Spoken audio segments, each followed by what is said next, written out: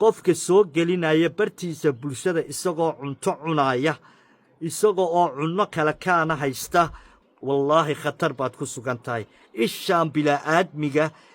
bila'aadmiga khatarteeda ayay leedahay fiidiyowgan waxaan uga socdaa war dad badan baa khatar ku sugan dad badan ayaa khatar ku sugan xalay waxaan arkay oo aan ka gam'i waayoon ka seexan waayoon ka murugooday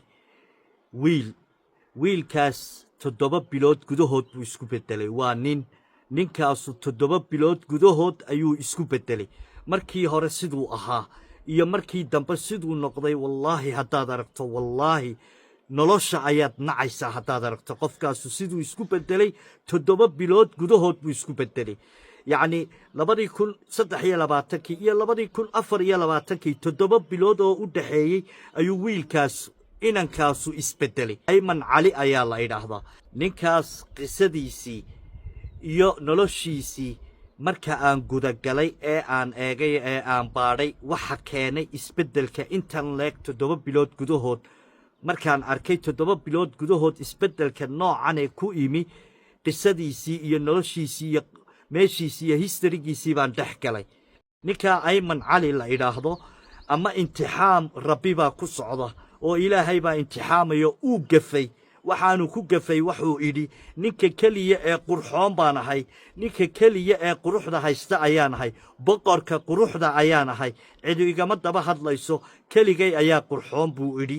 inuu ilaahay arrintaas ku imtixaamayo iyo in cuntooyinkan uu soo geliyey baraha bulshada laga raacay oo lagu ileeyey labadaa arrimood mid ahaan unbaa ninkaa ku dhacay ilaahay subxaanahu wa tacaala waxaan u weydiinaynaa asaga iyo intii xanuunsanba allaha caafiyo asaga iyo intii dhibaataysanba dhibka allaha ka dulqaado waxaan arkayay xalay dad badan oo leh quruxdii ayaa laga cawriyey quruxdiisii baa la cawriyey dad badan oo caynkaas le baan arkayay maya maanta qurux maanta ciduma cawrido qurux maanta ciduma iilayso cidna ma cawrido wax qurux la yidhaahdo waayo quruxda gebigeediiba tukaan ayay taalaa waa la iibsadaa quruxda gebigeedaba waa la iibsadaa tukaan bay taalaa timahaad soo saaranaysaa wejigaad qoranaysaa gadhkaad samaysanaysaa wax walba waad samaysanaysaa indhahaad beddelaysaa farahaad hagaajisanaysaa quruxda gebigeeduba maanta tukaan ayay taalaa qurux ninkaa laguma cawriyin laba mid unbaa ku dhacday ninkaa hadalkaygaa meel ku qora cuntooyinka uu cunayey uu soo geliyey bartiisa bulshada in lagu cawriyey inuu imtixaam rabbi ku socdo oo ilaahay awooddiisa tusayo subxaana wa tacaala waayo haddii aad gasho barnaamijyadiisa iyo brofeelkiisa iyo gudihiisa iyo dhammaan kiliibadiisa haddaad gasho 80% cunto ayuu ninkaasu dul fadhiyaa 80% cunto ayuu cunayaa inta kalena waa qaar uu ka hadlaayuu leeyahay waxaan ahay boqorka quruxda waxaan ahay ninka keliya taagan waxaan ahay ninka keliya aan laga daba hadlin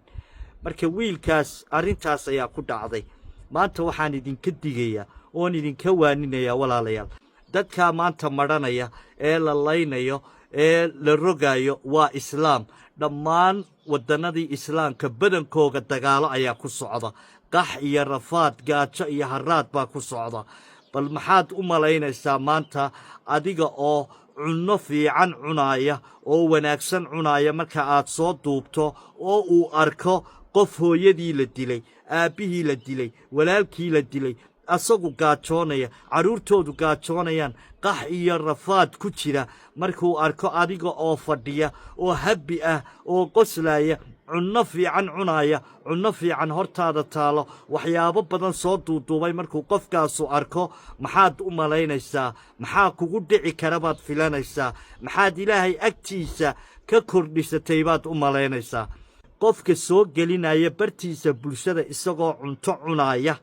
isagoo cunno kala kaana haysta